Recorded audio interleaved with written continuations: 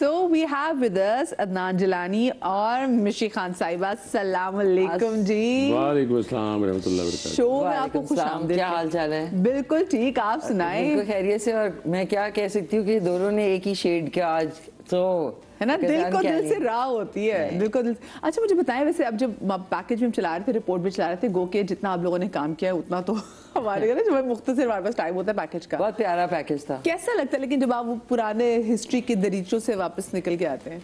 अच्छा, मैं अदनान के साथ हम लोगों ने इकट्ठा एक सीरियल था काला पुल, वो किया था और मेमोरेबल ज़ाहिर है। उस ज़माने में जो स्टेट टेलीविज़न है उसके अलावा प्राइवेट प्रोडक्शन में काम करना बड़ा एक नई बात होती थी कि यार आउटडोर और एक single camera and you know इस तरह की जो एक्सपीरियंसेस हैं, बड़ा अच्छा लगा।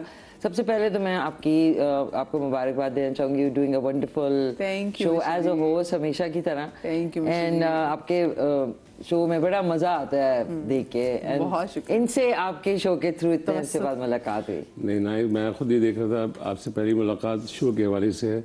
माशाल्लाह you are doing very well, अल्हम्दुलिल्लाह माशाल्लाह। एंड मिशी कहने को मुझसे 2 साल सीनियर हैं, बट आज आपके प्रोग्राम की तवज्जो से मेरे लिए एक सबसे बड़ा मुश्किल काम ये था कि मुझे सेकंड सीरियल जब ऑफर हुआ था काला पुल, जो हमने इकट्ठे किया था मिशी साहबा ने और मैंने। तो मिशी साहबा थी, मैं था। साहिबा ऐसे कर रहे थे, मैं कोई पॉलिटिशियन हूं ना। तो मिशी नहीं यार, साहिबा नहीं, मिशी बोले। अच्छा मिशी, रुक जाओ एक मिनट। तो मिशी ने हुआ ये कि मैं सीन करे थे, वो तो very romantic scene. Iqbal Ansari साहब ने कहा ना आपने यहाँ बैठना ही होना और ये बंदी आई है, लड़की आई है and she wants to get married to you and ये आपका हैप्पी बर्थडे केक काटेगी और आपका अपार्टमेंट गिफ्ट करेगी और ये कुछ सर। ठीक है सर। आप सोचे मिशी खान हार्ट थ्रॉप हो सके और 2 साल सीरियल और जरा सा मुझे ये था कि फर्स्ट था ना। अच्छा इधर शफी साहब के साथ भी प्रॉब्लम हुई, मुझे तरस साहब के साथ प्रॉब्लम नहीं हुई।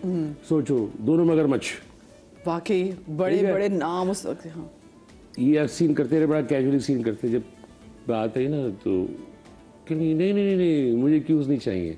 And thankful to Sir Iqbal Ansari, I love you sir. Then he said, मिशी अदनान आपको प्रॉपर क्यूज देंगी। मिशी ने कहा ओके सर। हाँ उनके साथ मैं थोड़ा सा रियायत बरत देती थी इकबाल साहब के साथ। We had a wonderful experience। हालांकि काम दो किए थे, जिसमें से ये सबसे ज़्यादा कि ये वाहिद मेरे हिसाब से, इनके हिसाब से वो वाहिद उस ज़माने में एक चैनल था प्राइवेट, में प्राइवेट चैनल का नाम लेना जरूरी नहीं समझता इस वक्त। उस वक्त के हिसाब से वो प्रोजेक्ट तकरीबन 10 से 12 दफ़ा ऑन एयर किया है। और एक चीज़ मैं ज़रूर ऐड करूँगी, जिस टाइम में हम लोग काम कर रहे थे तो हमें कोई वार्डरोब या वो नहीं मिलती थी। तो वाहिद पहला प्राइवेट प्रोडक्शन थी जिसमें वार्डरोब स्पेशली कैरेक्टर के हवाले से बनवाया गया। और हमारे आन परेशान में कहा है कपड़े बनेंगे हमारे कैरेक्टर, मतलब प्राइवेट प्रोडक्शन थी ना, तो उसको मद्देनजर रखते हुए it was a great step. Because हमें तो आती अच्छा आपके घरेलू हैं तो घरेलू आपके कपड़े होंगे तो हम अपने कपड़े उठा के ले आते थे। तो बहुत दफ़ा ये होता था शादी में जो कपड़े पहने थे ये वही है ना जो आपने फलाने सीन में पहना था। तो जाहिर है फिर देखिए अपने कपड़े में क्या बजट भी कम होता था, but the only thing I feel that अब तो खैर माशाल्लाह क्या प्रोडक्शन वैल्यू एंड कपड़े चीजें कुछ बदल गई ना, टोटली शिफ्ट हो गया ना पूरा सिस्टम। बट आई फील उस वक्त में और अब में जो डिफरेंस है ना, वो एक तो कैरेक्टर्स जो है वो कैरेक्टर ही रहते थे। Zee TV was always reality based. एक ही वो चैनल था ना, तो आपका जो एग्जैक्टली कैरेक्टर होता था आप उसमें डूब जाते थे, आप उसको अच्छे तरीके से निभाते थे। अब तो एट अ टाइम एक एक्टर दो भी कर रहा होता है। ये वैसे आप दोनों ने वो टाइम देखा, वो पीटीवी के वो कॉरिडोर्स, वो तमाम सेट जो चीज़ें वहाँ की होती थी, एंड देन द ट्रांजिशन जो कि प्राइवेट चैनल्स की थी। सो मैं सिर्फ चीज़ जानता हूँ मैडम की, मैंने मुझे थोड़ा सा एक एज हासिल ये है कि मैंने नानी ने मुझे भी मैडम या ठीक है you know, एकदम से मुझे ट्यूशन टीचर वाली फीलिंग आने लगी। बात ये है कि बचपन से यही देखा ना, मैं बाबा को करते देखा तो 3.5 से 4 साल की उम्र से हम यही देख रहे थे। तो आपकी जो सराउंडिंग्स में चल रहा होता है तो आपके जहन में ये होता है कि मैंने एक्टर ही बनना है। हालांकि मैं एक्टर, कोई कहते हैं मैं 7 साल की एक्टर बना, मैं शीशे के सामने भी बड़ा शौक था, मैं इसको देखता ब्ला ब्ला ब्ला ब्ला। बट आपके इर्द गिर्द जो आपको सराउंडिंग्स मिल रही होती है ना, लॉयर का बेटा होता तो लॉयर होता, शायद वो कहते हैं डीएनए में आपकी एक्टिंग थी। It's not necessarily. बहुत से लोग ऐसे हैं कि जो जिनके वालिदैन बड़े अच्छे एक्टर्स थे, पर उनकी जो औलादें थी वो उस तरह का काम उस नहीं लेवल पे एक्सपेक्टेशन भी होती है ना, आप एक लेवल अचीव करते हैं exactly. और फिर आप लोगों की एक्सपेक्टेशन होती है अच्छा फलाने XYZ जो सुपरस्टार उनका बेटा होगा, तो वो शायद सी कभी जरूरी नहीं होता कि पहला जो पार्ट है वो सीक्वल उससे ज्यादा अच्छा। जनरली आपने देखा मूवीज का पार्ट 2 जब बनता है तो वो इतना मजे का नहीं होता कभी। लेकिन कुछ के अच्छे भी केसेस होते हैं। तो आप पे वैसे प्रेशर था कि कुर्बान जिलानी का बेटा हूं तो I have to prove myself? इन्होंने वैसे प्रूव बड़ा अच्छा किया। अल्हम्दुलिल्लाह आज मुझे अल्लाह का शुक्र है कि जिन इकबाल अंसारी साहब भी उसमें शामिल हैं और मेरे जो उस्ताद मोहतरम काज़िम बादशाह साहब, the credit goes to Kazim Badshah साहब ना। तो मुझे 2-3 दफ़ा तो बिल्कुल ये नहीं कि मैं कुर्बान जिलानी साहब का बेटा हूँ तो मुझे बुला के उन्होंने तश्तरी में रख के दे दिया रोल। नहीं, मुझे कई दफ़ा भगा दिया गया, जो कैमरा मैच नहीं कर रहा तुम्हारा वो स्क्रीन टेस्ट लेना है, ये करना वो करना, ये करना वो करना। मैं अभी तंग आगे सो गया, मैंने कहा डैडी नहीं करना। But unfortunately 1994 then I did my first serial.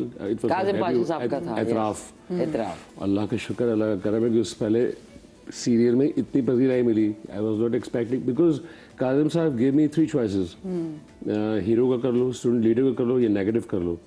तो जहन में एक बात बैठी हुई थी कि नहीं नेगेटिव करना है, नेगेटिव में मार्जिन बहुत होता है। नेगेटिव वो अल्लाह ने उस पर करम किया। उसके बाद फिर अगर अमजद साहब का लिखा हुआ तारिक जमील साहब का डायरेक्ट किया, और उसके साथ ही फिर तीसरा जो था वो काला पुल। तो उन 3 सीरीज की शूट्स एक साथ चल रही होती थी। तो 3 डायरेक्टर्स के हाथ में एक नया लड़का जो है वो पिंग पोंग की गेंद की तरह एक अपनी तरफ से इधर फेंक रहा है, अपने तरफ से उधर फेंक रहा है। लेकिन वो अच्छा एक बड़ा अच्छा मुझे उसमें ये हो गया कि अल्हम्दुलिल्लाह, क्योंकि शुरू से एक चीज़ तय कर ली थी कि I don't want to become hero, I want to become an actor. हाँ, ये ज़रूरी। अच्छा, जब पहली बार कुर्बान साहब ने आपकी एक्टिंग देखी थी, आपका प्रोजेक्ट देखा था, उन्होंने क्या रिमार्क्स दिए थे वैसे? डैड की विषय से आदत थी कि आप इस बात से ज़्यादा कर लोगे। आप काज़िम साहब के पास गए लेके मुझे कह रहे यार काज़िम एक काम कर लेना, देख लेना, पूछ लो उससे, बात कर लो, देख लो, अगर सही है तो सही है, वरना ऐसे घर भेज देना। और ये कह के खुद जो GM दोस्त हैं उनके अब्दुल करीम मलोई साहब उनके कमरे में चाय कॉफ़ी पीने चले गए। मैंने कहा कैसा बाप है मेरा यार, भाई इसके कह के नहीं इसको लेना है, मैंने देख लेना, समझ में आता तो ठीक है, अदरवाइज भेज देना। काज़िम साहब ने 2-4 बातें की, उन्होंने कहेंगे यार सिलेक्टेड फॉर दिस रोल, अल्हम्दुलिल्लाह बिस्मिल्लाह हो गई। ज़बरदस्त। तो फिर उन्होंने एंजॉय किया, लेकिन जब आपका पहला काम देखा? उन्होंने मुझे पहले काम में यही कहा, पहला सीन मेरे फादर के साथ ही पड़ गया। पहला सीन मेरी जो पहली जिंदगी का जो पहला सीन है, तो he played, I was playing the character of his younger brother. और 36 टेक्स मैंने जब दी तो मैं ओवर कॉन्फिडेंट हो गया था। मैं कैमरे को बैक दे रहा था, मतलब कैमरा सेंस समझ में नहीं आ रहा था मुझे। और फिर शब्बीर जान भाई, नो डाउट उस्ताद, वो भी मेरे एक्टर्स में मैं उस्ताद मोहतरम अगर अपना मानता हूँ तो वो शब्बीर जान भाई को मानता हूँ। The way he gave me the confidence, एक बैकअप करना होता है। हमारे बहुत सारे सीनियर्स ऐसे भी थे, आई नॉट टेक द नेम्स, गीबत हो जाएगी, जो अपने जूनियर्स को हेल्प आउट नहीं करते थे। अच्छा, ये हमेशा होता है ना, फलाने जमगे I don't want take names, और जब नेम ले लो तो क्या होगा? नहीं यार वैसे अब आपसे मुझे कहते हैं अगर नेम ले लें तो क्या होगा, है ना? मेरी लोग कहते हैं मेरी डिक्शनरी में ये वर्ड नहीं आता, मेरी डिक्शनरी में नहीं आता ये वर्ड। एक्चुअली बात है उसमें से 1-2 लोग जो इंतकाल भी कर गए। जब ले लिया आपने 36 रीटेक्स ले ली, तो आपके वालिद साहब ने क्या कहा? 36 रीटेक्स हुई ना, तो काज़िम साहब नीचे उतरे। वालिद साहब वो कह रहा था कि बाबा जो है ना अपने हिसाब से करते, अदनान इसको सर से यूं करके यूं कर लो। इधर काज़िम साहब की आवाज़ है, यार अदनान मैं तुमसे कह रहा हूँ तुम ये कर लो, तुम वो कर लो, तुम ये कर लो। मैंने कहा यार इधर काज़िम साहब, इधर सब इधर काज़िम साहब नीचे अब्बू को साइड पे ले गए ना। और बार भाई बात ये कि मेरा बच्चा ही भाई बेबी, अब आप इसे कुछ नहीं कह रहे। तो सेकंड सीन मेरा जो था ना वो अल्हम्दुलिल्लाह काफ़ी बेहतर हो गया। वो 6-7 एपिसोड में हम एक रेस्टोरेंट बैठे थे, लोग ऑटोग्राफ लेने आए ना, तो ऑटोग्राफ ऐसे मेरे बाबा से लेने आ रहे हैं, लेकिन ऑटोग्राफ बाबा से लेने नहीं आए, तो मुझसे लेने आए थे। तो बाबा की आंखों में ग्लेयर थी, आज मेरा बेटा फर्स्ट ऑटोग्राफ दे रहा है। मैंने डैडी से पूछा, लिखूँ क्या लिखूँ? कहने वही लिख दो जो हमेशा मैं लिखता हूँ। तो मैंने वही लिख दिया। और वो क्या लिखते थे? Best wishes and blessings for all, इस तरह की चीज़ें कुछ लिखते थे। और मैं सिग्नेचर्स की कॉपी भी उनकी करता था। वैसे आप क्या लिखती थी कि वो तो बड़े हार्ड थ्रॉब लोग तो उस वो टाइम था कि अब तो सेल्फीज ले लेते हैं ना। मैं लॉट्स ऑफ लव एंड ऐसे ही होता है। Best wishes. अब जाहिर है कभी कभी ये होता था बहुत ज्यादा जब आ जाते थे तो फिर ओनली लव लिख देती, लव मिशी खान। फिर मैं कहती मैं अपने आप को ही कह रही हूँ लव मिशी खान। अच्छी बात है, लोगों से कह रहे हैं कीप लविंग मिशी खान। आपको वैसे आपका पहला ऑडिशन याद है? ऑडिशन है बजिया वाज लुकिंग फॉर, तो अच्छा इसके ऊपर भी एक ट्विस्ट था कि उस वक्त जब मैं गई वहाँ पे तो मुझे याद है कासिम जलाली साहब बैठे हुए थे। इनके तो अब्बा चले ना वो पीटीवी में, तो उनको मसला नहीं हुआ क्योंकि पीटीवी में सब एंटर होने बड़ी बात होती थी। How did you enter PTV? या मेरी जो हमारी फैमिली फ्रेंड्स थे, आंटी शहजादी उनकी जानने वाली थी ये बजिया, अल्लाह उनको जन्नत में जगह दे। सो उधर वो उन्होंने कहा कि भाई वो कोई लड़की ढूंढ रही है अपनी नए सीरियल के लिए ना। तो खैर मैंने कही अनसुनी, आई वाज सी, मैं कभी भी अपनी लाइफ में ना ऐसा नहीं होता कि एक चीज़ के बारे में सुना तो बस वो मैंने सुनी बात और फिर मैं अपनी ज़ाहिर है उस वक्त आप किसी और फ्रेम ऑफ माइंड में होते हैं। तो उसके बाद उन्होंने कहा कि उन्होंने कहा कि ऑडिशन तो तुम भी जाओ। मैं चली गई। उनका आई रिमेंबर कॉरिडोर से निकल के इनका कासिम जलाली साहब का रूम और तो मैं बैठी, उन्होंने कहा भाई रूसा है, टाइटल रोल है, यूं है वो है। तो मैं उठते हुए ना मैंने सोचा कि मुझे ही बुलाया है और बाकी बस मैं ही हूँ। मैंने कहा साहब वो मुझे आप ना स्क्रिप्ट दे दें क्योंकि फिर मुझे ना लाइंस याद करनी है। तो अच्छा वो उधर देख रहे, वो एक दूसरे को देख रहे। तो वो कहने लगे कि नहीं अभी हम अभी नहीं दे सकते, आपको कल देंगे। मैंने कहा सर देखिए मुझे ना लाइंस याद करनी होंगी, तो बहुत ज़्यादा लाइनें हैं तो मैं कैसे याद करूँगी, तो आप मुझे अभी दे देना स्क्रिप्ट। तो उन्होंने कहा अच्छा फिर आप ऐसा करना कल आपको कॉल करेंगे। तो फिर कल आपसे मैंने कहा ओके अच्छा। मैंने कहा अच्छा ठीक है, मैं घर चली गई।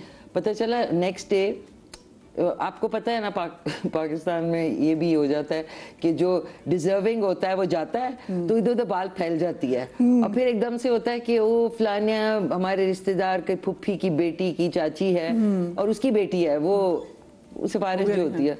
तो फिर पता चला कि वो मुझे कॉल आई, मेरे I think this assistant producer की, कहने लगे देखिए वो वाला रोल जो है रूसा का। अब सोचे मैं उस टाइम पे क्या मेरा दिमाग था कि वो हमने ना किसी और को नहीं जो दूसरी रूसा और क्या आरफा का जो रोल है ना वो आप कर लें क्योंकि उसके लिए हमने एक और लड़की को चुना। मैंने कहा है, मैं कहा नहीं मैं तो वो नहीं कर सकती, मैंने करना है तो टाइटल रोल करना है। तो कहने नहीं उसमें आपके पास एक्टिंग का मार्जिन ज्यादा है आरफा के लिए। तो मैंने कहा नहीं देखिए पहली दफा में अगर आप सेकंड लीड कर लेते हैं ना तो फिर उसके बाद आप हमेशा सेकंड लीड करते हैं। ये आपको बातें किसने सिखाई थी? बस मेरे दिमाग में थी और मैं वो बोलती जा रही थी। हाँ मैं तो वो कह रहे नहीं देखें आप ये समझने की कोशिश करें। मैंने कहा नहीं ठीक है कोई बात नहीं, आपने किसी और को ले लिया तो कोई बात नहीं। और मैंने खुदाफिज कर दिया। मैं कोई नहीं ऐसा कि मैं कोई रोई हूँ कि ये हो गया, नहीं मैं अपनी एक जोन में थी। कितनी जबरदस्त जोन में थी कि आपने कहा करूंगी तो मतलब लीड ही करूंगी। मैंने कहा नहीं मैं ये सेकंड वरना फिर मेरे पे, ये भी मैंने वर्ड यूज किया था, मेरे पे छाप लग जाएगी। तो वो भी कहते होंगे बहुत ही कोई तेज लड़की है।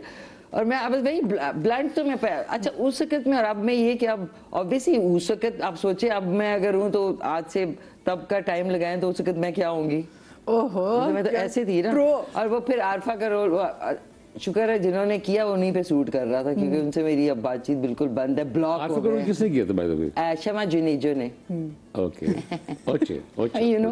अच्छा फिर अब उन्होंने तो एक्टिंग छोड़ भी दी है, वो तो चली अच्छा किया, बहुत अच्छा किया। अच्छा सुने ना उसके एक हफ्ते बाद, अच्छा मैं भूल गई, एक हफ्ते बाद कॉल आई दोबारा से पीटी कि वो आपको ना वो आना है जरा पीटीवी। अच्छा मैं कहूँ मुझे क्यों बुला रहे। तो खैर मैं उस वक्त हमारे पास तो गाड़ियाँ नहीं होती थी, अब किसी को कह रहे होते थे प्लीज पीटीवी जाना है। तो मुझे याद है मम्मी और सारा, एक तो जब कहीं जाना होता है सारे बैठ के नहीं जा रहे होते कहीं सैर के लिए। अच्छा वहाँ पे पीटीवी में वहाँ गए अंदर गए तो कासिम जलाली साहब ने बुलाया था। तो मैं कहीं पता नहीं क्या हुआ, तो वहाँ गए ओके नहीं हमने वो उसके साथ शूट किया था लेकिन ये कि वो सही बैठ नहीं सकी रोल में, तो आप ऐसा करें कल से आ जाएं। अब आप देखिए कि कैसे इट वॉजंट प्लान्ड, कहाँ से घूम के वो रोल आया। और मैंने कहा सर कहते कल 3:30 बजे आ जाएं तो आपका पहला सीन शूट होगा। बस जी मैं तो कोई ऐसे होके निकली ना। मैंने कहा मामा कपड़े चाहिए होंगे।